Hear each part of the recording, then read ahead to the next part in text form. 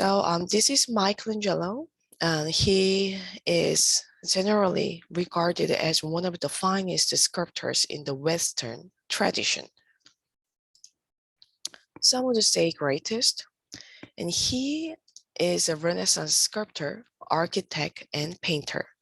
He is a rival of Leonardo da Vinci. His name means Archangel Michael. He began serious work as an artist at the age of 13 and did not stop until death claimed him 76 years later, and his equal may never be seen again.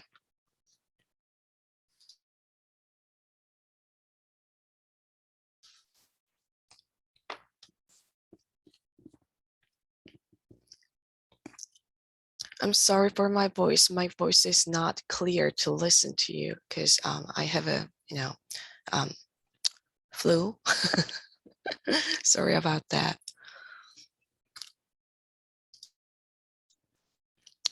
The sculptures materials include diverse materials such as marble, metal, ceramics, wood, glass, wax, ice, plastic, and fiber. And sculptors' methods today still include chiseling, as Michelangelo did, carving, molding, assembling, and constructing, but inventive sculptors are finding new ways to create their art and new materials to make it with.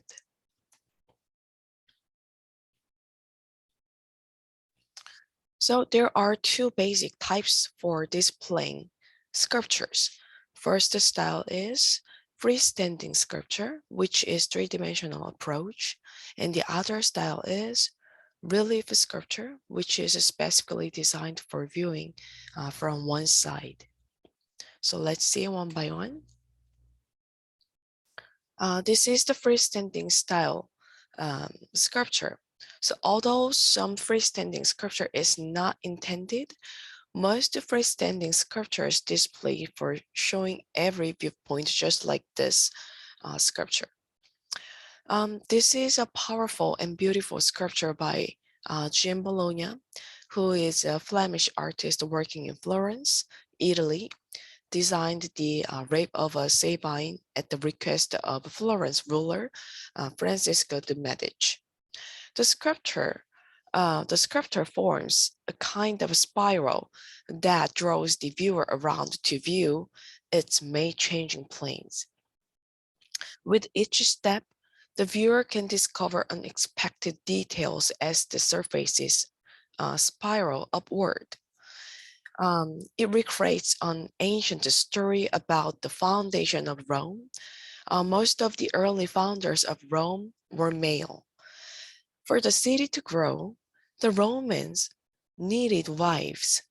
They solved this problem by inviting their neighbors, the Sabines, to a festival during which the Romans seized the Sabine women and forced them to marry. And this story symbolized the ability of a small community to become the most powerful city in Italy. And with this dramatic sculpture, Francisco announced to the Florentines and their enemies that, like Rome, Florence had risen to become a force to be reckoned with.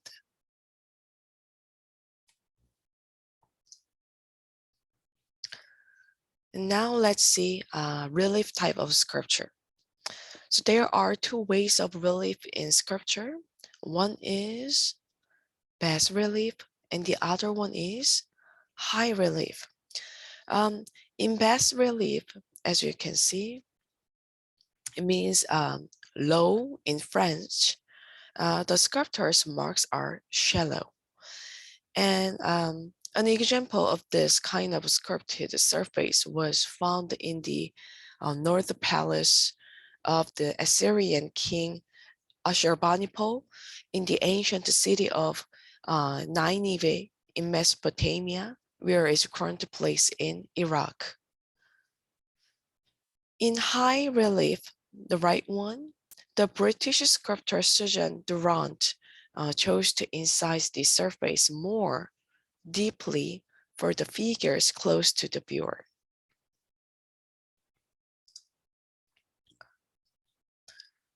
Sculpture methods are either subtractive or additive. In subtractive processes, a sculptor uses a tool to curve, drill, chisel, chipping, whittle, or saw away unwanted material. In additive process of modeling, casting, constructing, sculptors add material to make the final artwork. So we are going to see a few of these sculpture methods now. Oh, this one is so famous sculpture, right? So the most ancient works of art that still exist were made using subtractive method of sculpture. Most of these were made of stone and were worked by chipping, curbing, sanding, or polishing. And one of the largest and the famous sculptural portraits were executed using this subtractive method, carving on a mountainside in South Dakota, this one. The Mount Rushmore National Memorial was executed by John Borglum. Borglum approached the task with great care and drive, changing the original idea of local figures to that of 4 presidents. And he spent 2 years looking for a mountain with the right stone characteristics to make the work a success. And most of the subtractive sculpting was done by skilled miners using dynamite placed strategically to remove large masses of stone. The choice of location and drilling practice were essential because once the stone was removed, it could not be replaced.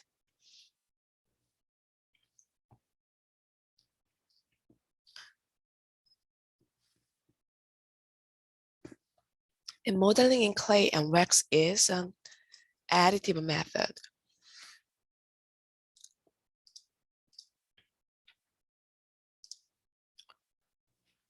The artist builds up the work by adding materials, and clay and wax are pliable enough for sculptors to model them with their hands.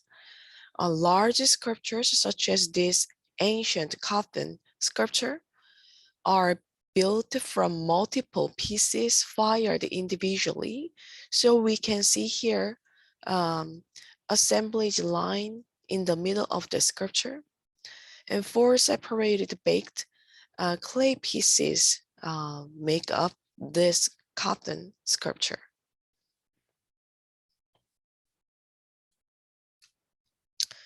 And casting, another additive process, involves adding a liquid or pliable material to a mold. It is done in order to set a form in a more durable material or to make it possible to create multiple copies of a work. So the first step in casting is to make a model of the final sculpture. So number 3 is the final sculpture. So this is the final look the artist want to show. So this is used to make a mold. And then, so this is the, the process of making the casting mold. And a casting liquid is often molten metal, but other materials such as clay, plaster, acrylic, polymers, or glass are used. So the reason why the sculptors use the casting method for their sculpture is to create the sculpture with the different material, like the metal. And the so It is poured into the mold, and when it hardens, the result is the detailed replica of the original model. So let me share a video to show the work process of this casting sculpture.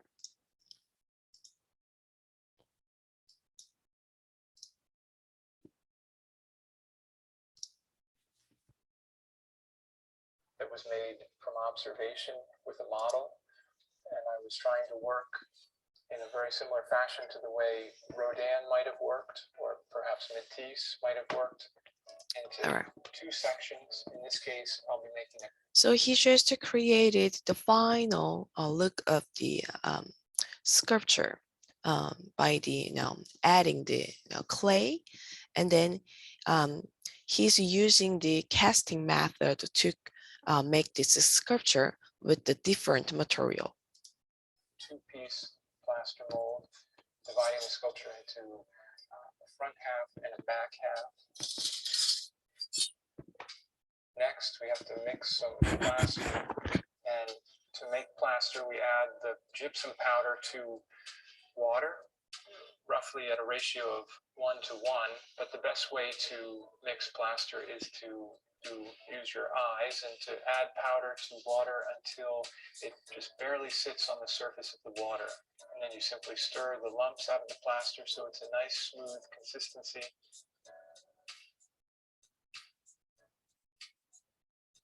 At this point, we want to apply the face coat of plaster to the first half of the sculpture using a brush.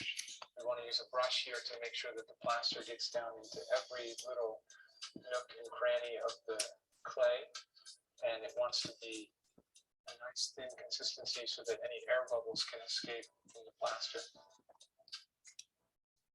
And then we want to take a spatula with a mixture of plaster that's further along in the process of setting up so that you can add it to the edge of the mold using your spatula. Then we want to add one more coat of plaster to the rest of the mold so that it's about 3 layers thick. The idea here is to have a relatively thin mold with a thicker section where the shims are. This gives the mold some strength and durability.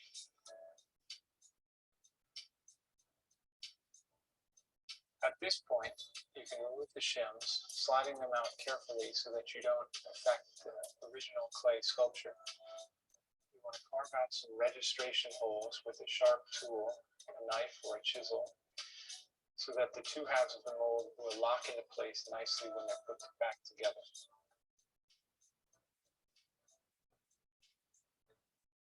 Here I'm painting on a clay slip to the shim line of the mold.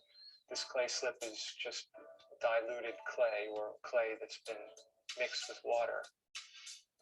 Once the slip is applied, then we can mix up another batch of plaster and start to brush it on the sculpture, making sure we get plaster into all of the crevices of the sculpture, and making sure that we put plaster on the shim edge. After the first face coat, we can then add another coat of thin plaster to the mold. Once both sides of the mold have 3 coats of plaster, then it's time to add some supports that will give the mold a little bit more structure, a little bit more strength when it's time to pull the mold apart and then pour the plaster in the mold. And let me just skip the support part. Okay. So the molding is done. At this point, I like to stick butter knives in the crack and wiggle them a little bit to loosen the 2 halves of the mold.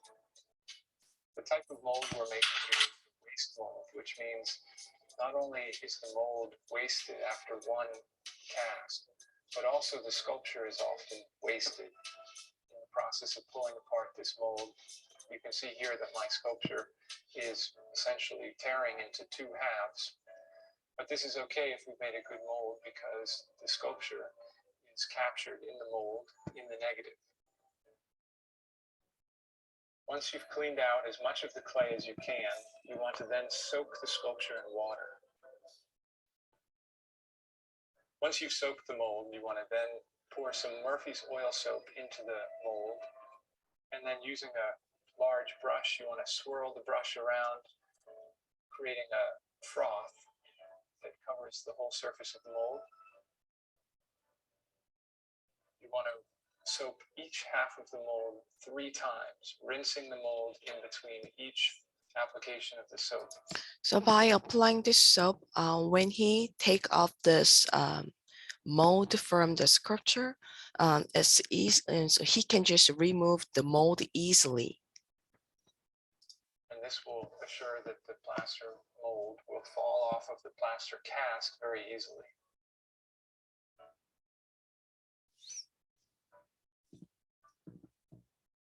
At this point, we can rejoin the 2 halves of the mold and then secure them together using burlap dipped in plaster and then rolled up and tacked on.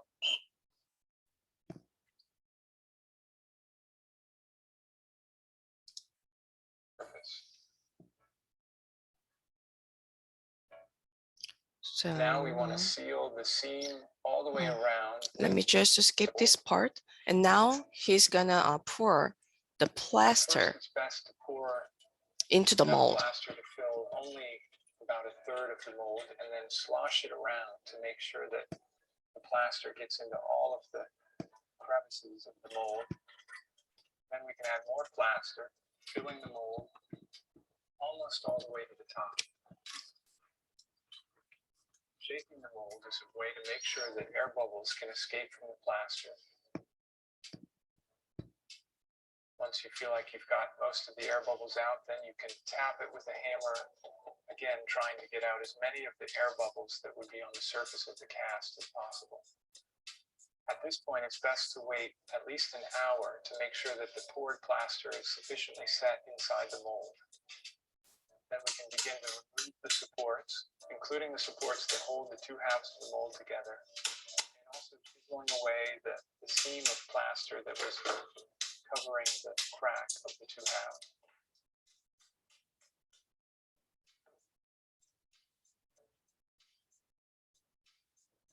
Once all the supports are removed, then it's time to crack open the 2 halves of the mold.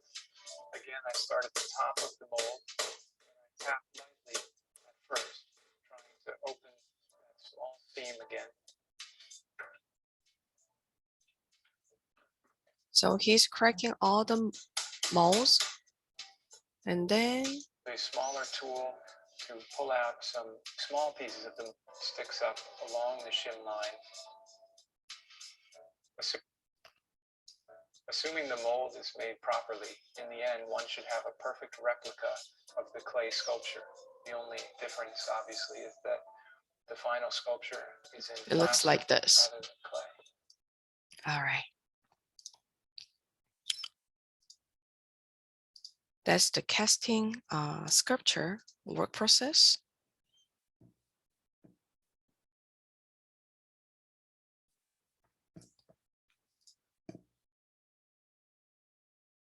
So the traditional processes used for sculpting were ideal for the creation of static objects, but artists. And in modern, there are diverse types of sculptures we can see, such as earthworks, construction, assemblage, ready-made, kinetic, and the light sculpture, and installation. So let's see each of the innovative sculpture style. So prehistory artists of the Americas made monumental sculptures. They used the surface of the earth itself as material. So this was additive sculpture on a very large scale. So this kind of works is called artworks. So the best known modern artwork is Robert Smithson's Spiral Jetty in the Great Salt Lake in Utah. Smithson chose a spiral, a shape naturally found in the shells crystals, and even galaxies. The coiled artwork was made by dumping 6,550 tons of rock and dirt off dump trucks, gradually paving a spiraling roadbed out into the Salt Lake. And the next innovative sculpture style is construction. The idea of constructing sculptures is relatively new. Methods for doing so have proliferated with the growth of standardized engineered materials such as sheet metals and plastics. In the late 19th century, sculptors began to look beyond the traditional curved or cast forms to the process of constructing. And this is British artist Damien Hirst's work, and he made his work. The physical impossibility of death in the mind of someone living, this is the title, out of a large tank full of formaldehyde in which he suspended a dead shark.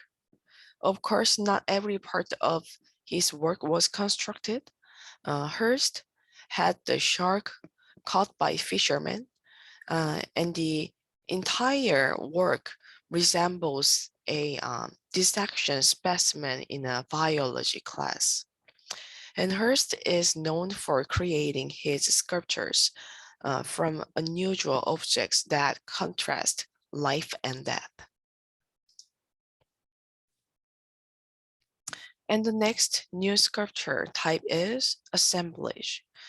The practice of gathering objects and fabricating them into a work of art is called assemblage. The gathered objects, sometimes called found objects, are repurposed so that they support the visual ideas and compositions of the artist. And ready-made. In the early 20th century, a few artists began to create works using raw materials, artifacts that already existed. And sometimes they simply decided that found objects were works of art. This is probably Picasso's work. He took the handlebar and a sheet of a bicycle and combined them to make a bull's head. So such artworks are known as ready-made. And also we learned this ready-made on the first day of the course, right? When you saw the Marshall Duchamp's fountain, the male's urinal work. That work is also ready-made, the innovative sculpture type in modern.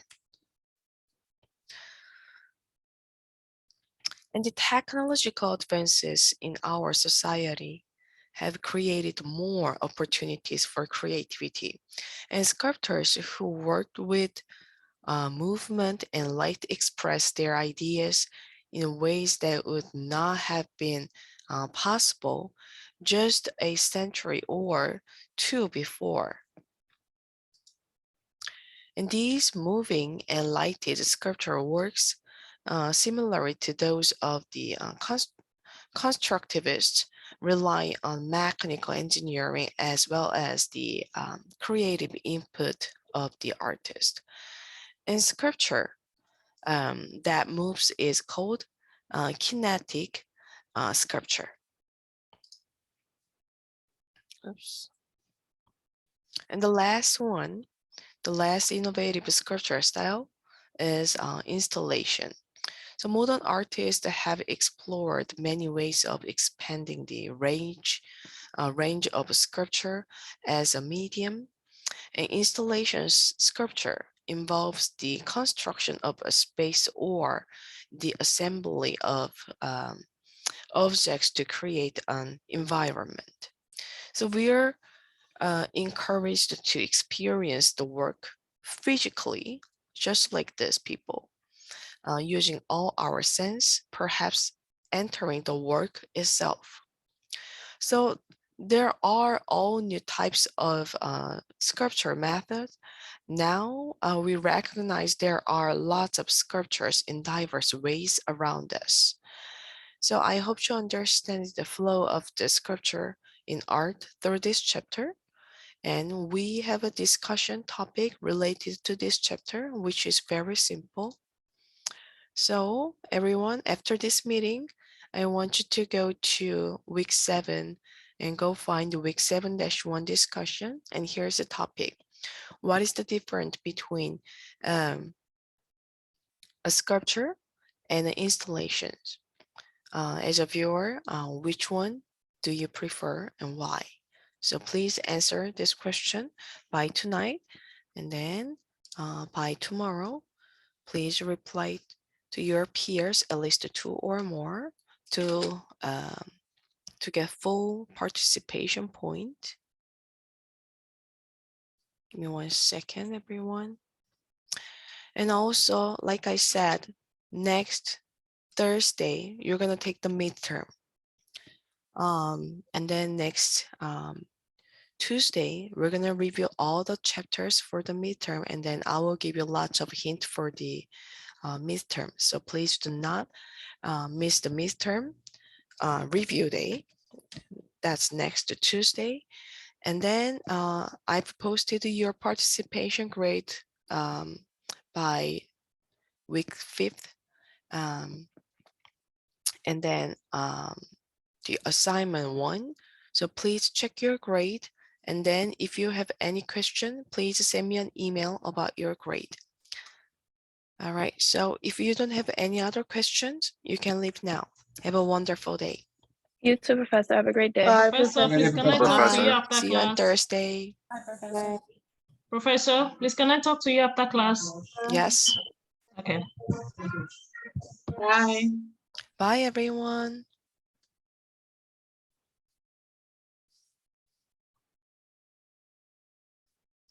Okay, I'm here.